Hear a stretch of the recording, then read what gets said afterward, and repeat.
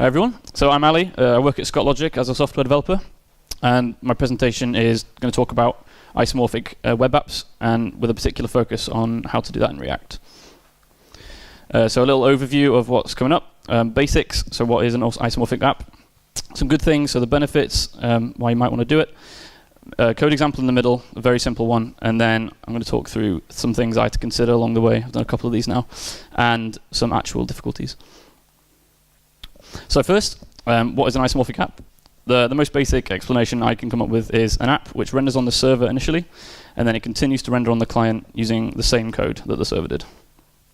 So we'll start with a typical server-rendered code base. It might look something like this, very roughly. Very distinct client and server code. The server has templating, like Jade or handlebars, if you've heard of them. Business logic to go with that, maybe making up an MVC kind of model, and then your API logic in the back end. The client, however, is almost entirely different. Maybe used a library like Knockout in the olden days. And that's for updating the page after the server's given you the initial HTML, make things a bit more dynamic. Then we come on to client-rendered code bases, which is probably what most people now develop in. So now we've got a much smaller backend. It's really just the API, realistically, and serving your assets with a bit of crossover, but very, very little. And then the client is now probably a bigger library, has a lot more logic if you use React or Angular or Vue, something like that. And the client does a lot more. Then we have an isomorphic codebase, which is very different to the previous two. You've got this big shared codebase in the middle, which in a React app or an Angular app are the components, which are rendered on both, and the business logic that goes with that. You'll have a bit of client code, probably just to bootstrap the app, and then again, some API logic on the server. So that's where we are. But why would we care about this? This seems crazy. Well, I've got two impressive quotes. One from Google. A few years ago, they said that their research found a half a second delay in their initial page load caused a 20% drop in their traffic, which is pretty huge for a company of Google's size.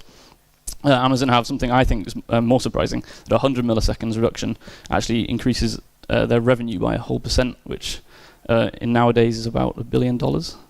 So it's not bad. Twitter recently, a few years ago, also rewrote their mobile website to use a kind of isomorphic React approach. And their metric was time till first tweet. So the time from when you request the page to when the user can see their first tweet. And that's a big deal for a lot of these companies. So we call that perceived performance. So I thought it'd be clear to run through how this actually makes a difference with isomorphic apps. So in a typical single page app, we have the client has to request the HTML, get that back. It's probably tiny. Then we have the script tag, so we go and fetch the JS, comes back. Then we do an initial render, usually. And then we find out that we actually need to go fetch some, in Twitter's example, some tweets. So we go get some tweets, then we render again, and then we have that first paint. So that's the first time the user sees their first tweet. In my benchmarks, kind of trivial example, I got about 557 milliseconds. And in an isomorphic approach, it's very different. We request the initial HTML. The server does all the heavy lifting, but probably much quicker than the client, because the API is often in the same place. So we fetch the data, generate the HTML once, and then send it back. And at this point, we have some tweets to show. There's no JavaScript enabled yet, but for the sake of a few 50 milliseconds or something, the user can't really do very much in that time. So then the client fetches JavaScript and starts rendering on the client, and then we start the cycle. Then click listeners are added, routing is enabled, and things like that. I think it's important to note at this point, there's quite a big decision if you're going to make an isomorphic app, how much you render on the server side. So you don't necessarily have to render the whole page. That might be a complete waste of time. If your page is really long, and you've got a comment section at the bottom, you don't really need to render that on the server, because by the time the JavaScripts come back and you've rendered again, they're never going to be able to get down there in time.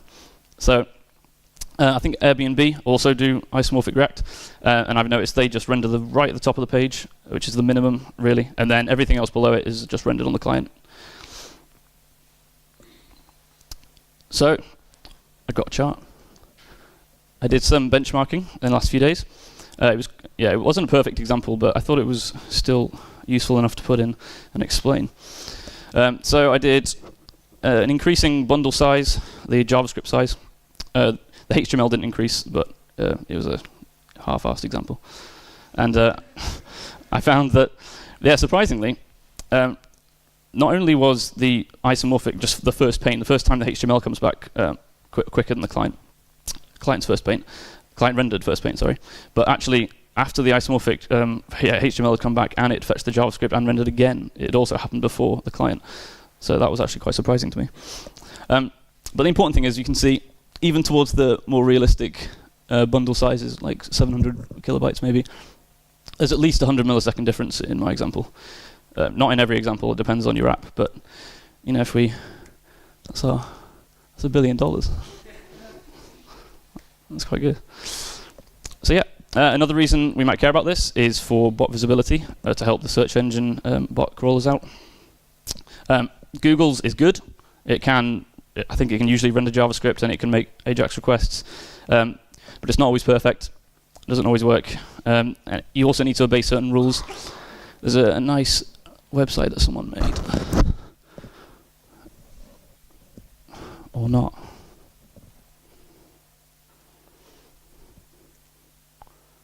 Yeah, okay. So this is the page, just in regular Google, and everything renders. You can see. No, you can't. Good point. I'm going to have to do this a couple times. Oh. There we go. Good. So yeah, makes AJAX requests, that's the important thing. But if you go to the web cache version, it says the scripts are fetched, but it did not make AJAX requests. So some things on your page, in this case, wouldn't have been rendered. So it's not perfect, even Google, and Google's the best one by far. There also are other ones, like social media crawlers, Facebook, Twitter. They're definitely nowhere near as good as Google, so I don't know what they would do. I'm not even sure they can run JavaScript, but that could be quite important to you. Depends on your business. Okay, that's the good things. I'm going to look at, hopefully the code's good as well. I'm going to look through a code example, look at a React component. Out of interest, who has seen or used React? That's about half or something, okay. Look at how routing works on client and server, client rendering example, and server rendering. Oh no, it didn't open.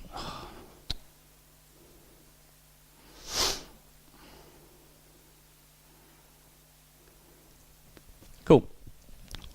There's our React component. So this is the top level component. Basically renders a div with a header, and the children is any child elements that render as part of the roots definition, which is this. Going further. So this is saying the app component's always going to render. It's on the slash, which is the root. And then we have an index root inside that, which renders the home component inside it as a child. So the home component will come through as the children property here. So we've only got one root in this example. But the point is that this roots definition should be able to be used on both the client and the server. We should need no extra logic to handle that. Otherwise, it's a bit of a mess. Then to render on the client, again, this is a very minimal example, but you get the point. So we use, it's all React Router related code. So we match with the roots definition and our browser history, and React Router then works out which components it needs to render. And then we get them through, pass them down, do some React Router stuff, and rendered, sorted. That's the client. On the server, it's a bit more complex. We have an Express app, just a server, serving the bundle, the assets, and then we're listening to every single GET request. That's the star, if you can see that. So any other GET requests are going to come through here. We're going to match again. It's exactly the same code almost as the client. Match against the roots and the current location. Do some error handling. Then we're going to render to string. So we're basically going to render our app to a string. And then we're going to chuck it into a HTML template, which is this, and then send it back to the client. And that template, just something like this, you know. Chuck the markup in here, load any script tags that we need. Then the client can pick it up and carry on from where it left off. Oh.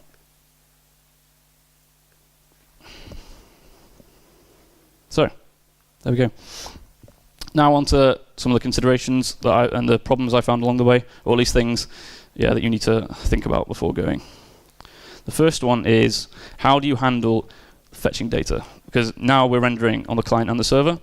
Both need to get data sometimes. If you want to, say, render the tweets on the server, you need that tweet information. So making your code base, making that logic shared I think is quite important for isomorphic apps. It depends on your setup. So one setup might be like this. This is probably the most common one for a production app. You have a separate API server from your rendering server. This is actually the easiest one because your client and your rendering server can access the data in exactly the same way. They're just making some AJAX requests, for example.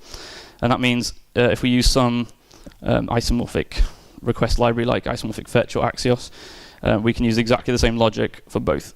And that's the best solution. Another possible setup you might have is a one-server setup, probably for smaller apps, where your client is getting everything from one server, so your assets and your API data. This is not as simple, but it's still solvable. So the client, when it needs to get data, it just requests the server, but when the server needs to get data, it can either request itself, which is probably a bit wasteful, have a bit of a delay on it, or it can just call internal controller functions directly. So you have to have a bit of logic to work out when to call the controller function, when to make a request. So now on to, this is more of a problem, and I haven't really thought, well, there's a few solutions, but none of them are ideal. So you really have to just choose which solution is best for you. This is talking about how do you deal with responsive rendering code. So the example I use is you have a mobile menu. You only want to render that on screens less than 500 pixels. On the client, that's fine. So this example just does a match media query on the window and works out whether or not it's a certain size. But obviously on the server, we don't have that luxury. Especially on the first request, all we have is, I think, user agent headers, which tell you the kind of browser and the kind of device you're on. So you have three choices, really. You can guess, not randomly, hopefully, but you can use the user agent headers, work out if it's a mobile device, and you can try render the mobile then. But if you get it wrong, then it's going to give you the wrong HTML, then it's going to have to re-render again, and the user will see a weird flash. So it's not ideal. You could also render nothing, which is what I do in this example. So we see if there's no window, which is client, if there is a window, sorry, then we'll try and see if it's a mobile. Otherwise, we're just going to render nothing and send it back. It's also not ideal because if it's a mobile requesting, then the view is going to come back with no mobile menu, and then the client's going to have to pick up and render it again. So there's still going to be a flash or a delay at least. Or the third choice is just a mobile site. This is what I think most of the big companies do. Facebook, Twitter both do this. They just make completely separate apps or bundles and deal with it like that. No, actually, it's important to say, in general, you'll find this problem a lot, where you can't access the window. So some of your old components that maybe, I don't know, used D3, for example, if you're trying to access the window, you can't do it. So you'd have to probably ignore that component completely, or use the mobile site approach. Then there's the build process. This was probably the most difficult part about building isomorphic apps for me. So the example, and the thing I blame is Webpack. If anyone's used Webpack before, you might have had the struggle of trying to get things just to work, especially like hot reloading, trying to get CSS imported in, JavaScript styles. Now imagine that, but 2 times worse. Because now you've got to do it for the server and the client. And it's got to work, intermingle with each other, and you've got to get 2 separate bundles. So, not ideal. Oh, for those who aren't aware, Webpack is a code bundler like Browserify or Rollup, but with a lot more functionality. Thankfully, there is a solution. Universal Webpack is a library which takes your Webpack config, your build config, and produces one for client, one for server for you, and then hopefully that should ease it a little bit. But there's still always added complexity when you want to add a more complex feature. So there we go. To sum it up, to improve, you can improve initial load time or the perceived performance. That's the main benefit, I think. It also helps you with, well, helping crawlers like Google and search engines. But you have to consider certain things beforehand. Data fetching is an example. There's more, though. Trying to handle responsiveness and conditional rendering. And then the build process, just trying to get that up and running and keep it maintained is a challenge. And importantly, it depends on your requirements, because if you don't care about 50 milliseconds or 100 milliseconds of load time reduction, and you're handling SEO by yourself manually, then there is no point in doing this. It's not worth the effort, in my opinion. You might like it, who knows? But if you're like Google or Amazon, who clearly that $1 billion is quite important to them, so there's no choice. You have to at least try something in an isomorphic way to improve the load time. All right, thanks very much.